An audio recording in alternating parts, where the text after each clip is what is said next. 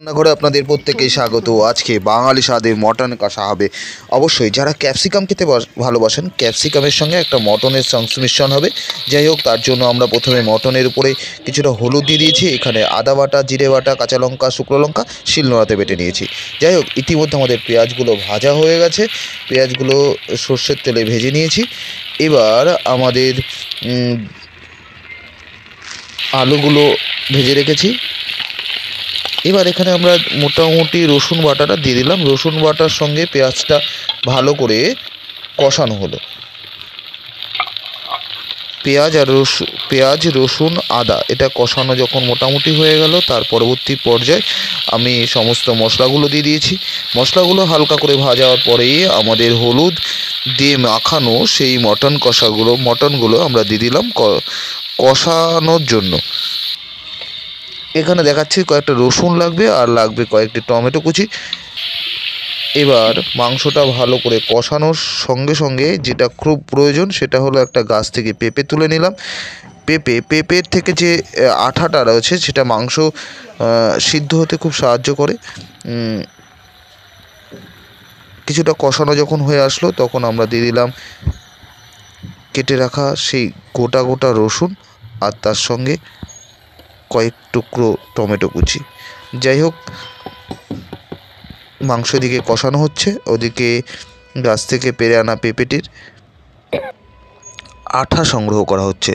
হ্যাঁ, পেঁপের মুখটা যখনই কাটা শুরু করা হলো তখন পেঁপে থেকে অনেকটা আঠা বেরিয়ে আসলো। যে আঠাটা মাংসটাকে সিদ্ধ করতে অনেক সুবিধা হবে।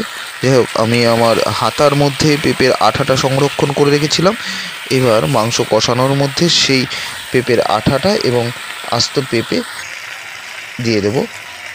এর সঙ্গে এই যে আঠাটা দিয়ে দিচ্ছি, এই আঠাটা দিলে কী হবে, মাংস চটজলদি সিদ্ধ হবে। প্রেশার কুকারে মাংস করার থেকে এইভাবে কাঠে রান্না করার মজাটাই আলাদা।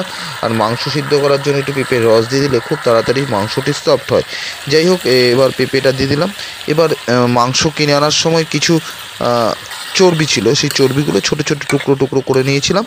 এইবার যখন মাংস মোটামুটি কষানো হয়ে আছে এই পর্যায়ে আমি দিয়ে দিলাম।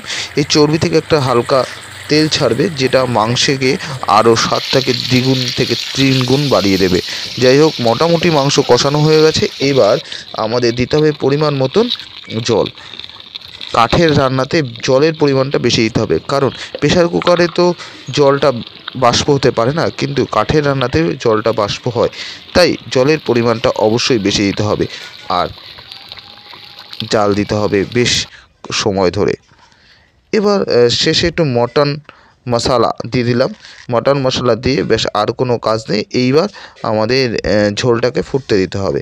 যাই হোক, আগেই আপনাদের প্রথমেই যেটা বলেছিলাম, যারা ক্যাপসিকাম খেতে ভালোবাসেন, ক্যাপসিকামের সঙ্গে আজকে মটনের সংমিশ্রণ ঘটাবো। যাই হোক, তার জন্য আমরা ক্যাপসিকামগুলোকে কেটে নিয়েছি। এইবার এ পর্যায়ে যখন মটন প্রায় তৈরি হবে ভাব, তখন আমরা এই ক্যাপসিকাম কুচিগুলো দিয়ে দিলাম। ক্যাপসিকাম দিলে কি হয়, ক্যাপসিকাম থেকে একটা সুন্দর স্মেল আসে যা মটনের স্বাদকে আরও বাড়িয়ে দেয়। যাই হোক, আমাদের রান্না প্রায় তৈরি, খাওয়ারও শুরু হয়ে গেছে। 2 পিস মটন দিয়ে ভাতের সঙ্গে মজাটাই আলাদা। যাই হোক, এতক্ষণ আমার সঙ্গে ছিলেন, অসংখ্য ধন্যবাদ। ভালো থাকবেন, সুস্থ থাকবেন আর মজাদার খাওয়া দেখতে অবশ্যই রাজুর রান্নাঘর।